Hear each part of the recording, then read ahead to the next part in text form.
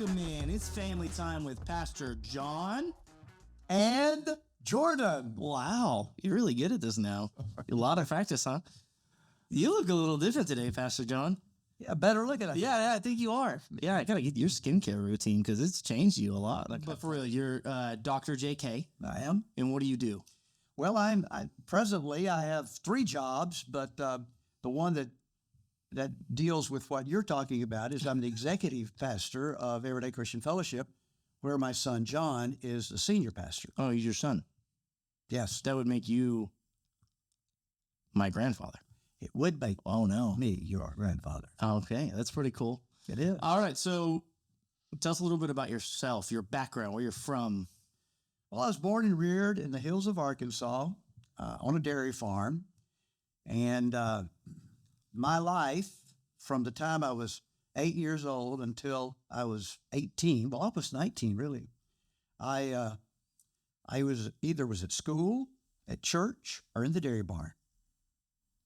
And that was it every day. I got up every morning at 3:30, was in the barn at 4 o'clock. We milked 150 head of cattle every morning. Came home from school, got home at 3:30, was in the barn at 4 o'clock, milked 150 head, got out of the barn in the morning at 7:30 to get breakfast and go to school, got out of the barn at night at 7:30 to go study. That was every day of the week, every week of the year. And you loved it. You talk about how much you loved it. It was just awful. That's all I can say. It's awful. But I can talk about that in a little bit because that was a tremendous motivation for me. Yeah. Because I determined early on, I am not spending my life like this. And so as a result, I applied myself in school, and I was determined that I was going to make the best grades of anybody so that whatever I wanted to do, and I wasn't sure at that point, but I wasn't going to be denied because I was not milking cows. I'd sooner die. And so, okay, so talk about the academics. So where'd you go to school? Because you were a doctor. I am a doctor. Yeah. So where'd you go to school? Just not a doctor worth anything. Oh, okay. Oh, well, I went to school in a country school, the elementary school. Then the high school, junior high and high school was 11 miles away, and really on the other side of the. Did you walk? No, both well, I did walk to the bus stop. The bus stop was a half a mile. Was it? Yes, it was. And it was uphill both ways. You went uphill, went downhill, you went uphill, went downhill. So it's not a lie. And dirt road, it was, I was just a country boy. But I took every course I could, always did very well. And not because I was so smart, because I was motivated. I was not going to spend my life Milking cows. And so then I started, I sense a calling, but a vision in the 9th grade. And I was reading books by Joseph Altshuler, the Hornblower series of books that he wrote, from Midshipman Hornblower to Admiral Hornblower. It's a book about the British Admiralty. And I read those books and caught a vision for being a sailor. And there's no ocean in Arkansas. There's a few dried up creeks most of the time. But that became, that was a motivation. I read that book. I dreamt of something more than what I was. And so I started in the 9th grade to do everything I could to get an appointment to the Naval Academy. And I worked really hard and made excellent grades. Every time, of course, I could sing, and my mother played the piano. And so all of the civic groups around, whether it would be the Lions Club, the Rotary Club, Kiwanis Club, they're always looking for programs. And so I contacted all of their program committee chairmen in Little Rock and told them, if you ever need a program, I can come do the program. I can speak, I can sing, don't dance. But and I was, at least monthly, I was at one of those civic groups, and I'd give a presentation. My only thing that I requested was that they write a letter of recommendation to my representative and to the 2 senators from Arkansas, not recommending me for an appointment to the academy. Mm-hmm. So I did that for 4 years. I had a portfolio that I almost couldn't carry. Mm. And so when I graduated salutatorian in the class.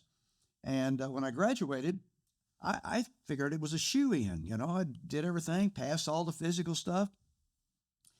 And so in March of 1961, no, 62, no, it's 61, March of 61, I got the equivalent of an email, which was a telegram. Wow. And the telegram says I had not been selected to the academy. It was one of the hardest days of my life. Mm. So I went out in the field, kicked a few cow patties, trying to figure out what I'm going to do now that I didn't get in. Why did they reject you? Well, you never know. They don't tell you why? They No. just say you weren't accepted. You just didn't make the grade. And Do you have an idea of why? Well, in those days, the appointments were more political than they were a qualification. You know, So you had to know someone?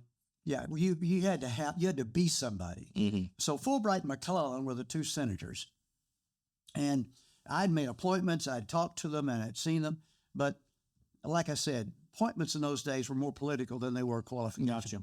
Gotcha. So I went to the University of Arkansas at Little Rock for a year. Raise your back.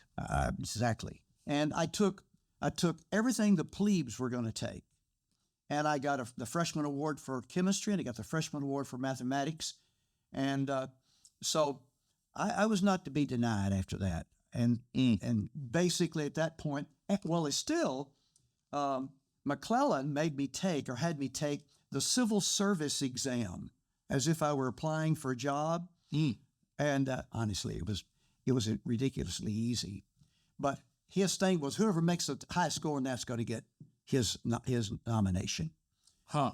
Like the civil test, like how, Like if I'm going to work for the government, yeah. or if people want to come into this country, like No, things it like wasn't. It wasn't a citizenship test. It was civil service, as if I were applying for a job with. what kind of questions they ask? Like I don't remember American now. history knowledge.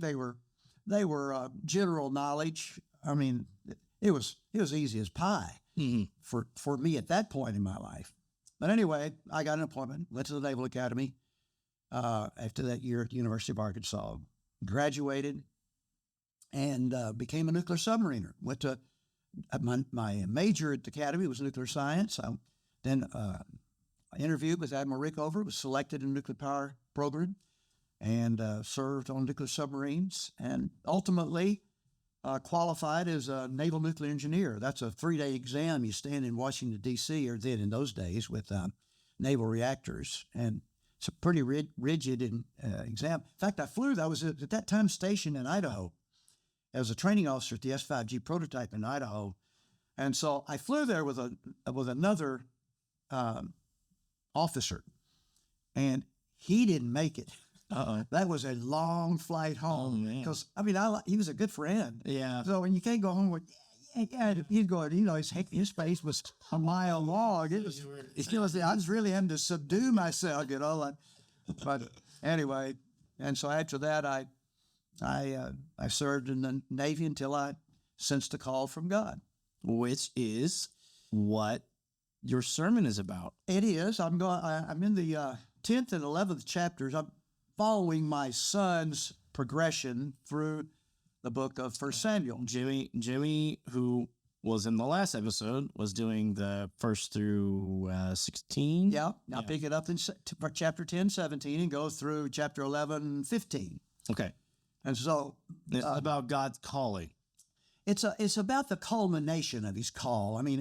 Samuel already talked to Saul and told him what's going to happen. Mm-hmm. But it's one thing when you're trying to sell a call, if you will. If the pastor goes in and says, I think that so-and-so has been called to be the next pastor, well, the church has got to figure that out, or it's not considered legitimate. Right. And so the rest of chapter 10 is where Samuel takes Saul before the people, and then they either cast lots or consult the Urim and the Thummim. So casting lots is just gambling. Not in the Bible. So explain casting lots. That's because the Roman soldiers cast lots for. Well, that's different. That's different. These were the lots that God had designed that was in the priest's ephod. Uh-huh. And so basically, the theological principle was God controlled how those lots were going to fall. Okay. And so it wasn't random. Mm-hmm. When they cast lots, they were saying, okay, God, we want you to make the decision. Mm. And so however those lots came up, that was God's decision. Gotcha. So, but we don't know if it was that or if the priest conducting the Urim and the Thummim, and I don't really know how that worked. But Yeah. anyway, the point was that before the nation was going to accept that Saul was going to be the next king, though he was head and shoulders taller than anybody else and good looking, and he had all of the He was a prodigy. yeah, had all the natural qualifications, but until God spoke, well, it would be in some question. And truthfully, it was still in some question because even after he was selected, a small portion of the men followed Saul. Then another group went away saying, he's not our king. And so Saul goes back home. I mean, he's king now, but he goes back. He's got his oxen and out plowing, and there's no change occurred in his life because of that call. And God always tests the call. And what he did in this case was the Ammonites surrounded the city of Jabesh Gilead and told them that, I won't burn your city, but I will save your life if you just let me punch out one of your eyes and cut off one of your hands. And they thought about that and said, well, give us a week. So when they did that, they put out word that they didn't send a messenger to Saul. They didn't send a messenger to Samuel. They just kind of spread the word. Who's going to come and help us? Mm-hmm. And when the message came to where Saul was, it infuriated him. And it says God empowered him. And so he had a yoke of oxen. He killed his oxen, cut them up, send out pieces, and told anybody if they don't respond, I'm going to do you like this ox. And that was motivation. 330,000 men showed up to help Saul. Okay, so we'll go through this again because Yeah. you already did this. Yeah. On recording. Yeah. How do we apply this? So how is this a part of God's calling in our lives? Well, as I studied this, I was trying to figure out, okay, how is this applicable to us? I mean, it's a great story and it's an interesting story, but how is it applicable? And so I basically reflected upon my own life as well as what I've seen in the life of others. And it's applicable because God is always calling. And every person actually is called by God. They're either called to salvation, and after salvation, they're called to service.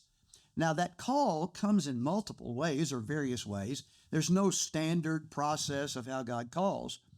In this case, God called Saul through Samuel. Samuel said, this is what's going to happen. And basically, for a short period of time, mentored Saul and then took him for the people, and God affirmed it by the casting of lots. But every one of us has a call in our life. The Bible says, if Christ be lifted up, he shall draw all men unto himself. And so God calls everybody. And so my question is in this sermon is, how is God calling you? Mm-hmm. I mean, what is the call? And all my life, everything in my life has been under a call of God. And I've sensed that or recognized that as I've done some reflection over my life. I was called from the dairy barn by an act of desperation. I mean, there's a better life than this. Mm-hmm. And so that compelled me to seek something else. But what I eventually found out is God's call upon me to go to the Naval Academy became obvious because I couldn't do it on my own. Mm-hmm. I mean, when I graduated from high school, I thought I was a shoo-in. I mean, I'd punched every dot on the ticket, and like I got this email. I got this telegram. In March of 1961 that I had not been selected, that I was not going, and it was a devastating. That's probably the darkest day of my life because all my dreams burst. Now, what I ultimately realized was if I had received that appointment, I wouldn't have made it. I wasn't mature enough. I found out that plebe year at the Naval Academy in those days, in the days of Hazy, was awful. I mean, it was brutal. It was physical. It was mental. It was emotional. And until I had that year at the University of Arkansas, Little Rock, that gave me some maturity and some sense of confidence. I knew I could do college work and I could do it well. And So God postponed you a year. he did. So through that year, what do you recall changing in your life? Well, number one, I was no longer so idealistic. I mean, it wasn't that I wasn't confident. It was that I knew I had to work. I knew I had to, and so I did. I really worked hard at the University of Arkansas. I mean, I was the top freshman in the class, but it wasn't accidental, and it wasn't because I was real smart.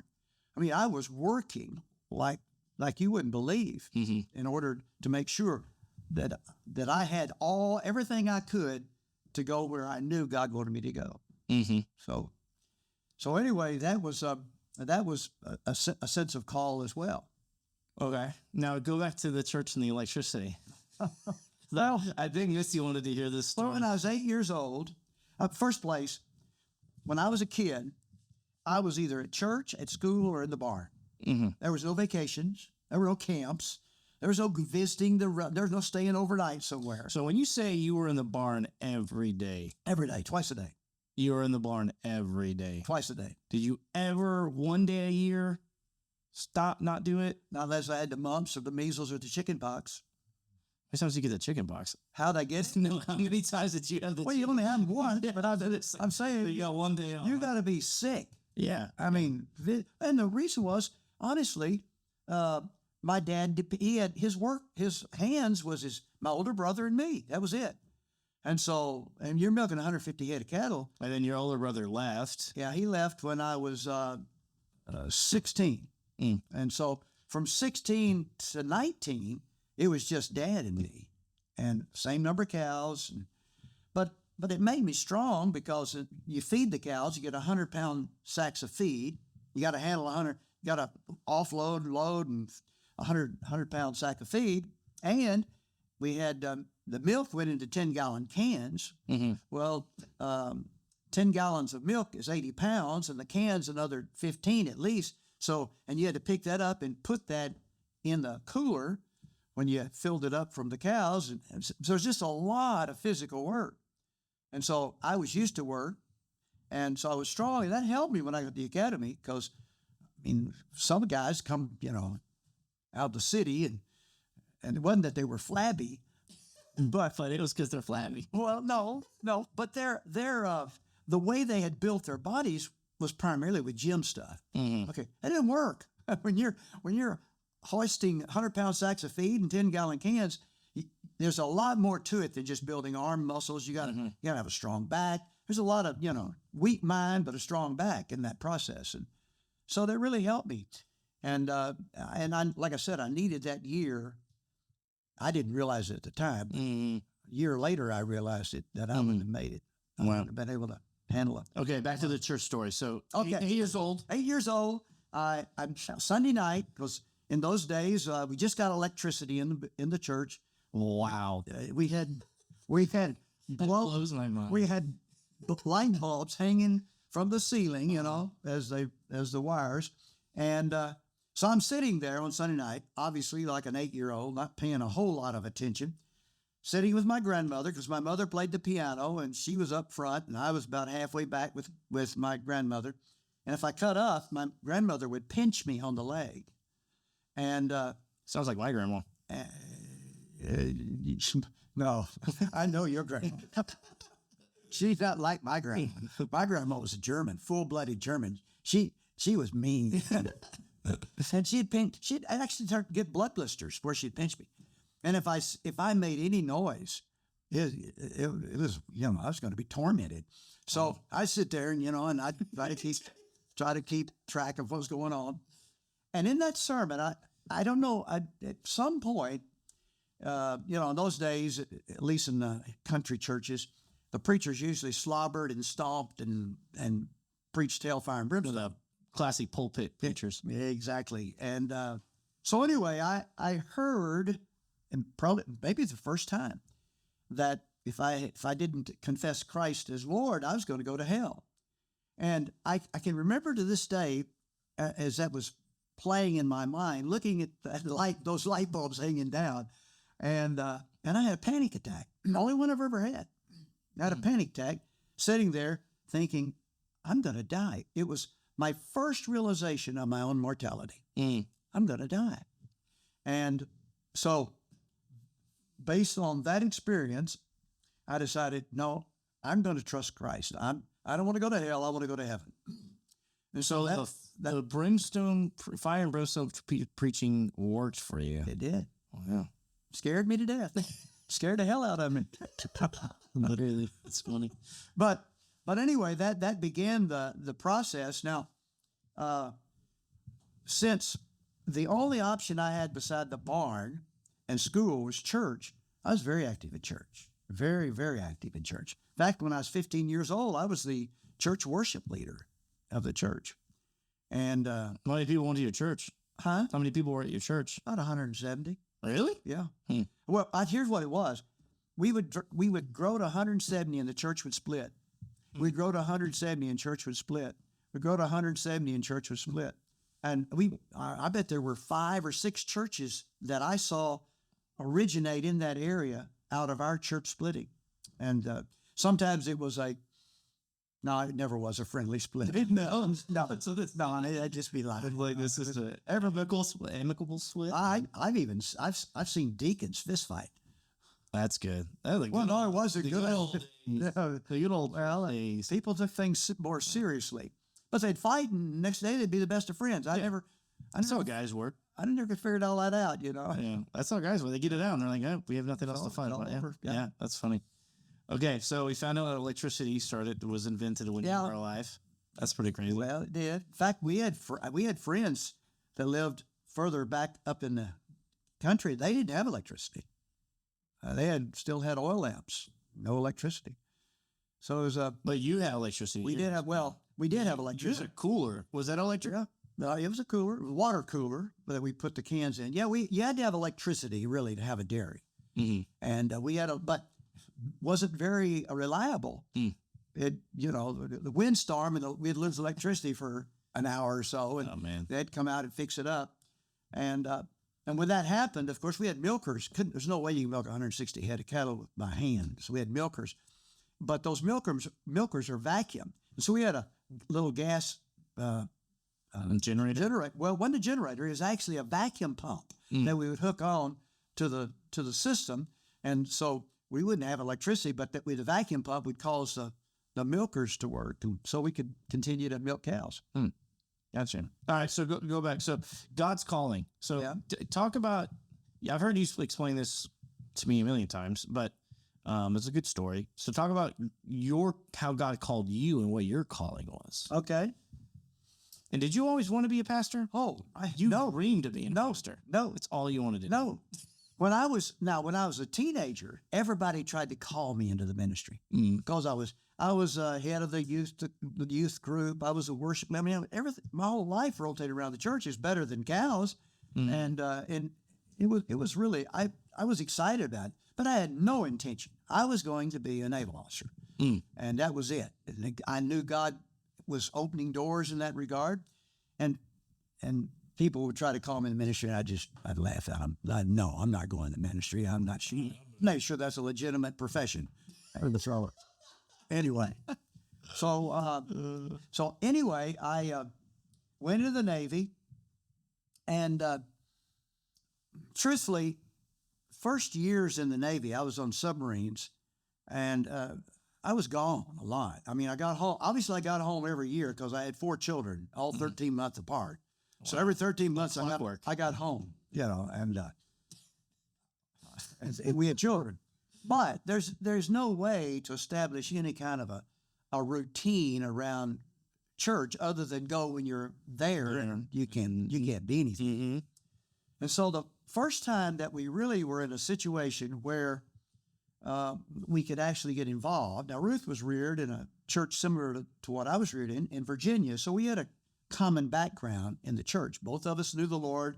Both of us were committed to the Lord. And to the degree we could as far as our activities. Mm-hmm. So anyway, we went to, I was a chief engineer on USS Skipjack, and we went into a nuclear refueling overhaul in Groton, Connecticut. And USS Skipjack. this is SSN 585. That's a really cool name. Well, it was for years the fastest submarine in the fleet. I don't know anymore. It's it's out of commission though. Is it? Oh yeah, it doesn't exist anymore. They don't have it somewhere. It's razor blades or something. Yeah, or something. It's recycled. Yeah, I think knows where it is now. I don't know. Recycled to summer. And well, all the ships none of the ships I served don't exist anymore. Yeah, but they didn't prop it up. Like I'd imagine it was the fastest ship at the time. They wouldn't have it as some sort of No, nobody wanted it. monumental or museum or propped it up somewhere. Skipjack's gone. Permit, that was my first submarine. It's gone. The Narwhal was where I qualified as an engineer. Cool name too. Who comes up with the names? Huh? Who comes up with the names? Well, most of those names were World War II submarines, and many of those submarines. If you were a submariner in the Pacific in World War II, your chances of coming home were slim to none. Yeah, because they had all those U-boats and stuff. Well, it wasn't the U-boats; it was the Japanese. Oh, really? Taking them out. So anyway, and submarines have always had very dangerous missions because most of the time submarines are ones that try to go into the ports. Mm-hmm. Well, usually that's hazardous. Yeah. But anyway, so in the process of that, I now work the hours of the shipyard, which means by and large I was on the ship Monday through Friday. Weekends normally off, although I usually had to go in and make sure the watch crews were functioning correct because I was the chief engineer and make sure that whatever was happening in the either decontamination or removing of the core was going properly. But I could go to church, and so I got very active in a church in Groton, Connecticut. And before I knew it, I was a deacon. I was a men's Sunday school teacher. I was one of the youth leaders. I was chairman of the building committee, and I was the worship leader. I mean, basically, if they needed something and nobody would step up, I'll do it. And so Ruth was playing. It was really incredible. And in the process of that, I started getting the sense that I wasn't doing enough. I thought, this is crazy. I'm barely doing it all. And a light went on when I said to the Lord, the only way I could do more is if this is all I did, if I did this full time. And no,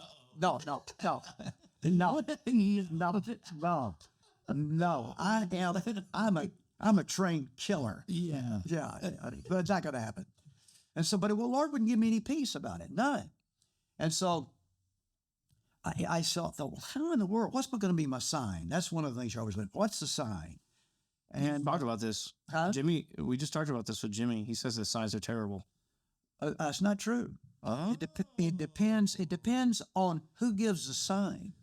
Okay. For me, I couldn't make the decision because I was in my 30s, and I was basically doing extremely well. My future was pretty well set. I'm thinking, give all this up, go to seminary, start all over. 30 with 4 little bitty children. No, we got no savings and a wife that loves. You were only 30? 31, 32. So anyway, I thought, I got it. Lord, here's the deal. You call Ruth, and I'm not helping you. And suddenly I had peace because I figured I'd run the gamut at that point. Gotcha. I got it.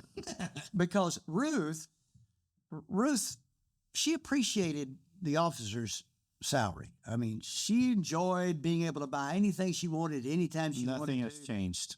It was, she's pretty still, But she still enjoys it. she's doing that. But, and so I thought, okay, and I immediately had peace.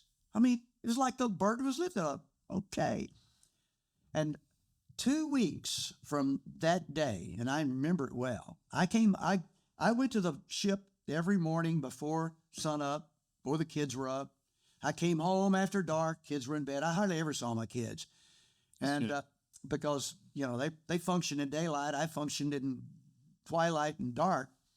And so I came home and went into the bedroom. Ruth was already in the bed. She was reading. Started taking my uniform off, hang it up. And just about the time I got my blouse off, Ruth said, "Honey, I need to talk to you." And what went through my mind was, okay, I'm going to get one of the kids out of the bed and beat them. And that's what went through my mind. And I said, "Sure, honey, what is it?" She said, I'm not trying to direct your life." It's a strange way to start a conversation. She said, "But I just really sense God's calling us into ministry." Well, you could knock me over. I mean, the what? And she could see, I think, the puzzlement on my face or whatever, or maybe the shock. And she started, no, I'm not trying to, listen, I'm not trying to be the Holy Spirit or anything like that. I said, "Well, let me tell you what's been going on." So I told her. And so that was the confirmation, is we're in this together now. And so that began the process. I didn't even know how to get out of the Navy. See, as an officer, you serve at the pleasure of the president. Right. You've got to actually resign. And there had never been a nuclear engineer relieved in the middle of a nuclear overhaul. And we were only halfway through. There was another 3 years to get the new core in and get it operating. So it was going to be a long time. But I went ahead and submitted my resignation.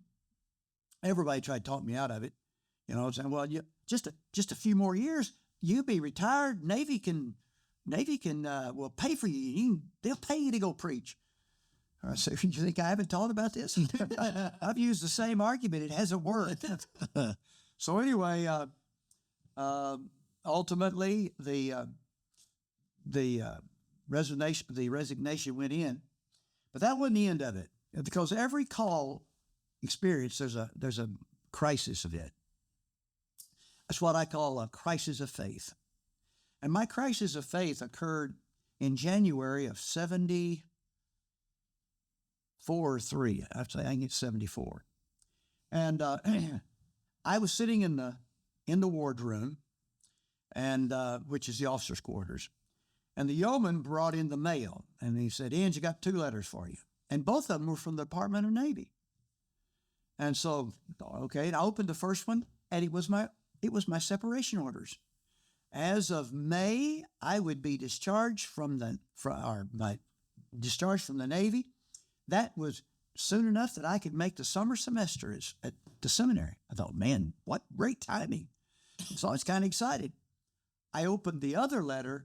It was my W-2 from the year before. So here I am with the orders in one hand. We have no savings. Mm-hmm. And as of May, I'll have no salary. And here's my W-2 for what I made the previous year, which was pretty good. And I'm looking at both of them, one in one hand and one the other. And my crisis of faith was this. This isn't faith. This is foolishness. Mm-hmm. And I lost all my excitement. I was just, in fact, it made me physically ill. So I went in to the engine, to the XO and the captain, and I said, "I need to go home for a while. I'm not feeling well." "Oh, take off. Everything's okay. Get off." So I went home. Well, before I went home, I called Ruth, and I said, "Honey, you need to start praying, because I'm having serious misgivings about this whole thing." And so she did. And I would like to say that everything was resolved quickly, but it wasn't. But what had happened was, because I was a nuclear engineer, there was a little church in Waverly, Massachusetts, which is not far from MIT. And so the powers that be, the religious powers that be, decided it would really be effective if this nuclear engineer went up there and did a Bible study and drew in the MIT students, because they weren't interested in a preacher, but they might be interested in this nuclear engineer. So I began to prepare some Bible studies. And one of the Bible studies that I prepared was from John chapter 3, 14, 15, and 16. 14 is, "Moses lifted up the serpent in the wilderness, even so must the Son of Man be lifted up, that whosoever believed in him would not perish." Goes into John 3:16. Mm-hmm. Okay. So I had committed to that before I had the 2 letters, okay? And I'm the type of guy, if I commit to something, I'm not going to back out. Even if I don't want to, I'll go through. Reluctantly. Like this. Exactly. Just exactly like this. So anyway, so I was trying to continue to prepare. And so every day at noon, I would go eat in the wardroom. And then I would retire to the head, which, you know what the head is. That's men's room. And there I basically, that's the only place I could find privacy, and I'd read my word. And I continue to do that, though I didn't want to. I mean, I was really kind of, I guess, I'm not, maybe not depressed. I was just irritated. And I thought, well, what am I going to read? Oh, yeah, that serpent thing. I better read something about that. Well, one of the scriptures that dealt with that is found in 1 Corinthians chapter 10, verse 9. Okay, so my Bible, what I remembered was 1 Corinthians chapter 9, verse 10. Just a dyslexic. Yeah. Well, I opened 1 Corinthians 9:10. Had nothing to do with snakes. Had something to do with plowing. And I'm thinking, what? And here's what went through my mind. Some kind of a preacher you are. You can't even remember the scriptures that you memorized.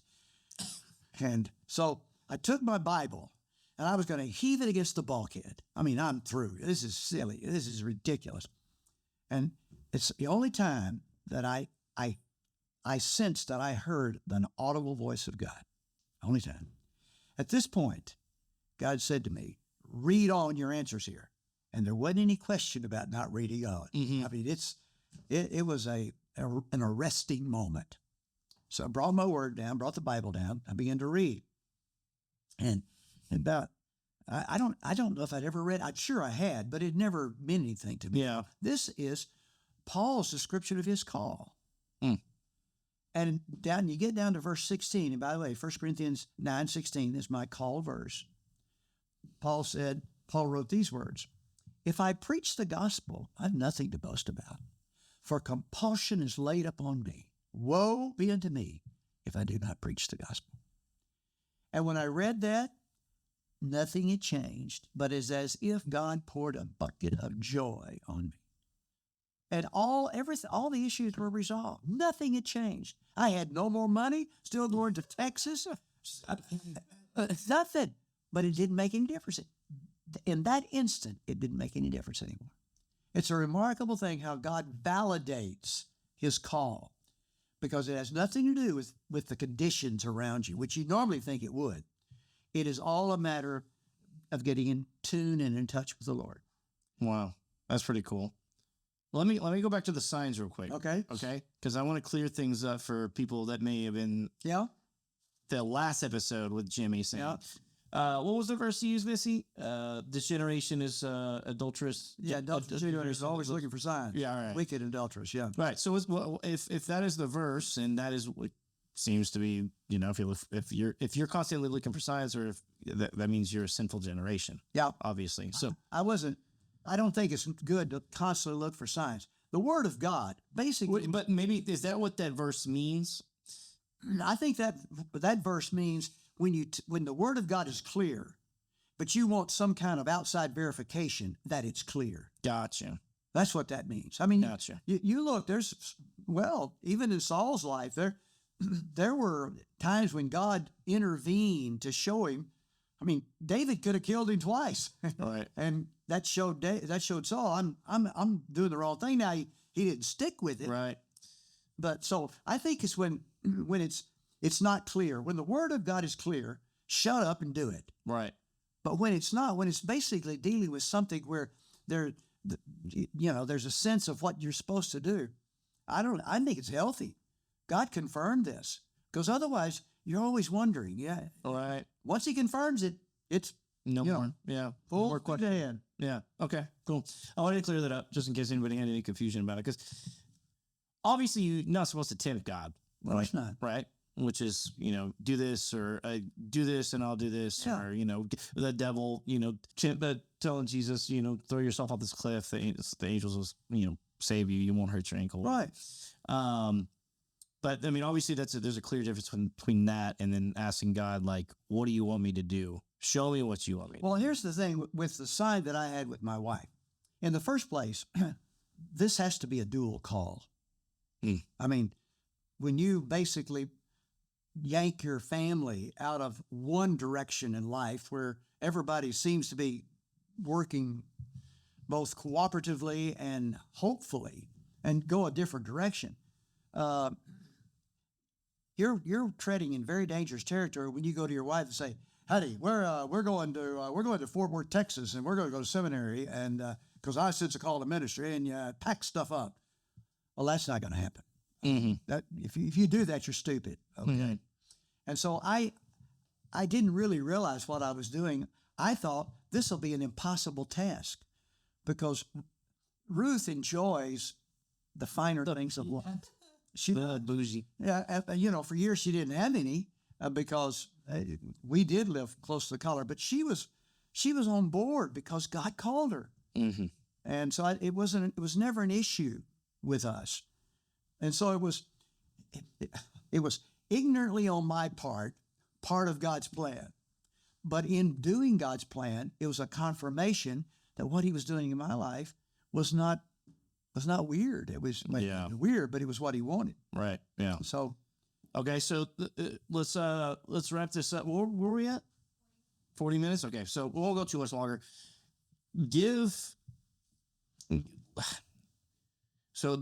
Obviously this is about the calling of God. Yes. How do people experience the calling of God, and what do they look for, and how do they ask for their calling? What are they supposed to do? well, I don't know. I don't know that anybody ever asks for the calling of God. That to me, that almost sounds strange. Well, I mean, when you pray, what's the Lord's Prayer? Your will be done, right? Yeah. That's kind of asking for His will, the calling. In that regard, most of the time, the implication there is you already know the will of God, so do it. Mm-hmm. Don't be playing games with what God has said to do. I see the call I'm talking about is over and above being obedient to the will of God.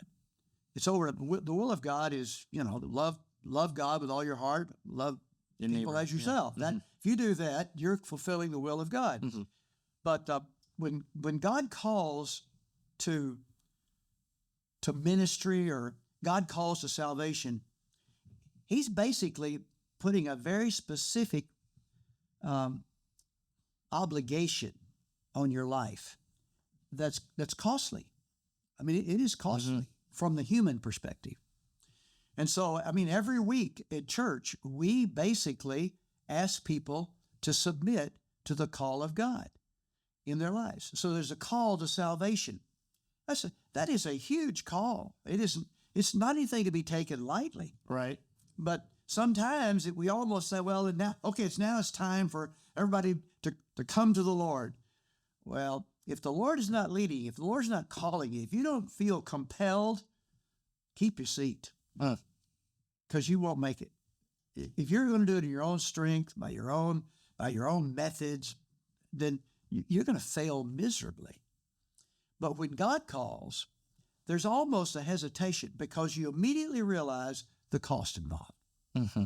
It's going to cost you your life. Mm-hmm. And nobody really is quickly to give up their life. You're comfortable, whatever situation you're in, you've created a way in which you could be comfortable. Mm-hmm. At least you're going to make it till tomorrow in most cases. But when you think about giving up my life, I don't even know what I'll be. Will I have a job? Will He call me out of this job? What does it mean to sacrifice your life for the Lord? What does it mean to give up your life? Those are huge decisions. I want people to go through the process of evaluating what it means to be a slave to Jesus Christ. I want them to do that.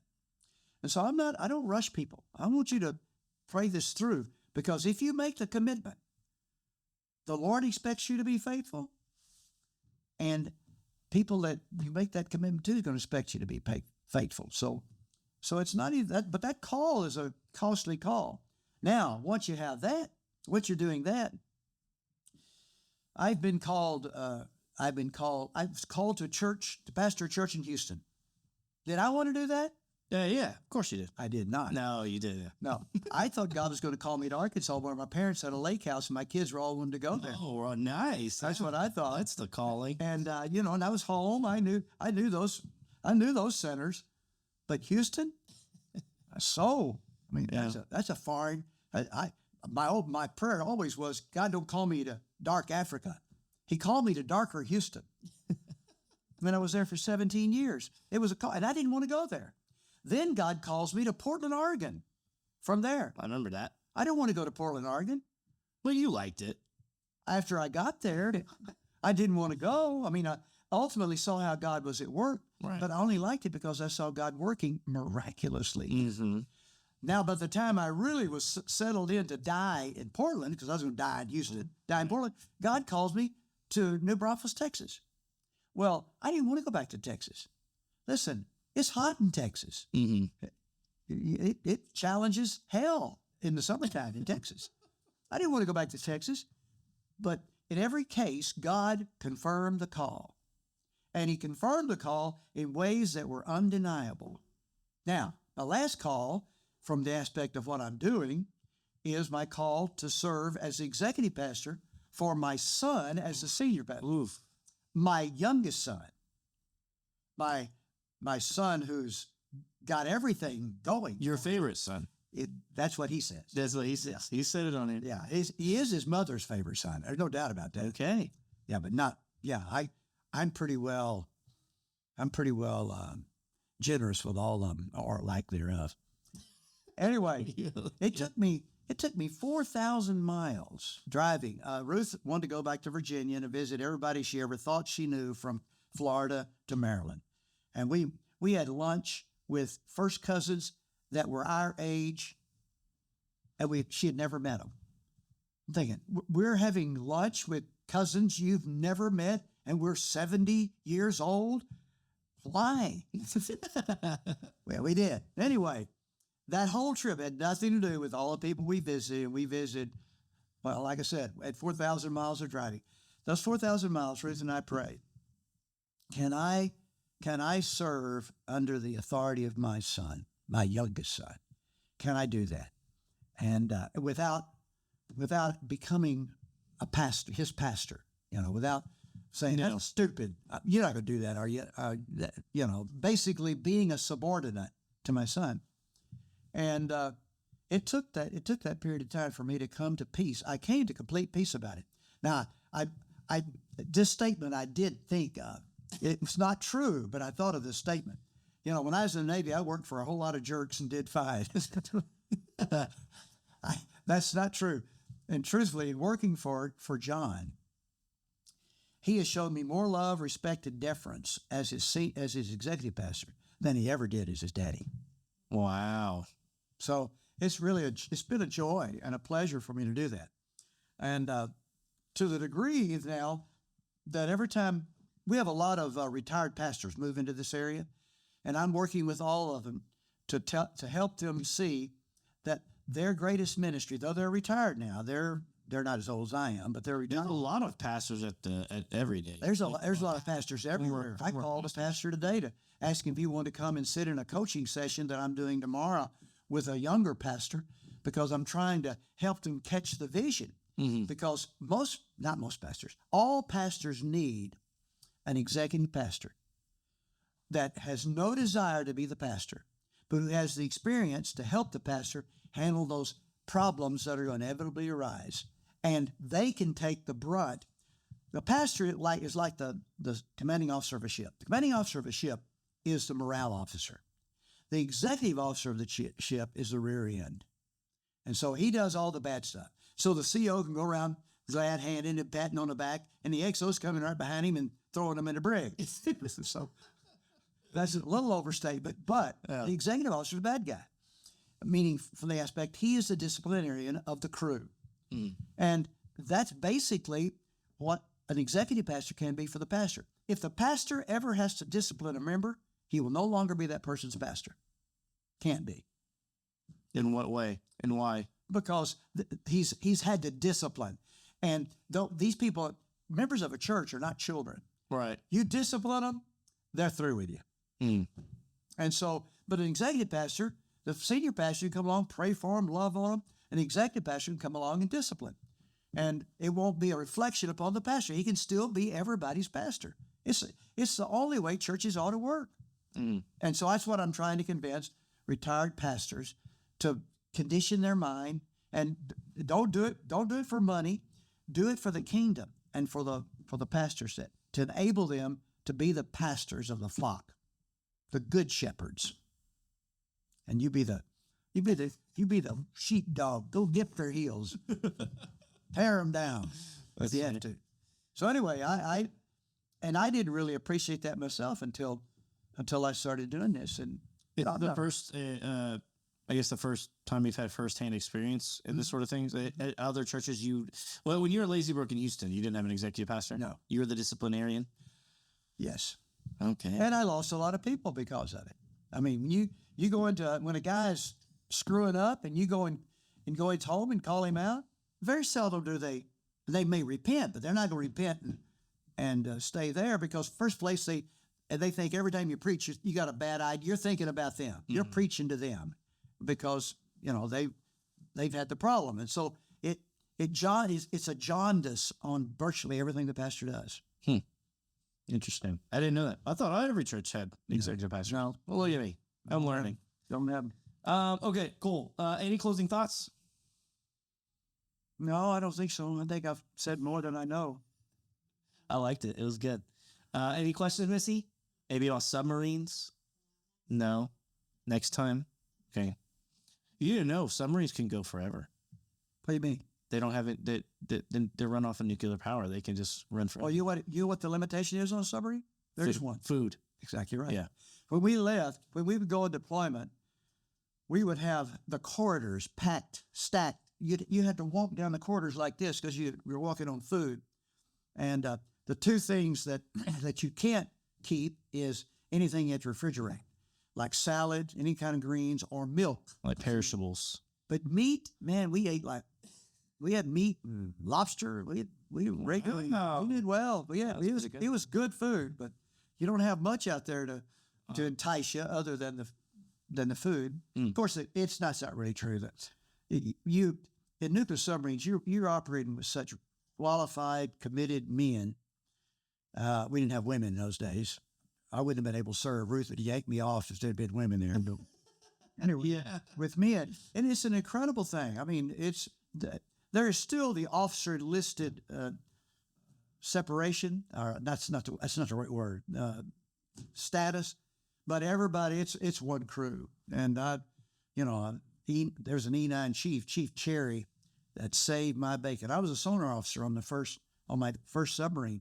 Well, the sonar is the most critical thing on the submarine if you're out there doing interdiction of ships. Mm-hmm.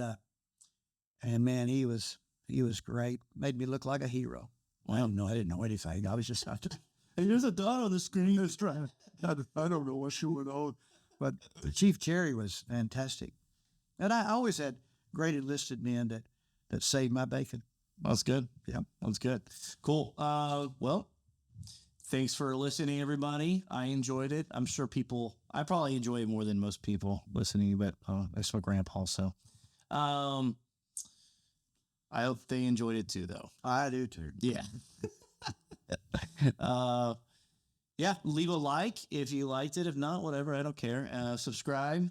Help push the channel out to more people on YouTube, so that way we can get this message to the world. And then leave a comment, a question. If you have a question on submarines, I'll ask him, and he can go leave. I'll answer you. Well, there's a lot of things I can't answer you. I mean, there's still. Let's get to find stuff on there. Yeah, there's some stuff I try to pry out of him, but I'll tell you this right now: if you want to know all about nuclear submarine operation during the Cold War, there's a book called Blind Man's Bluff.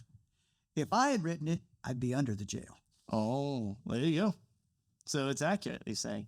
Cool.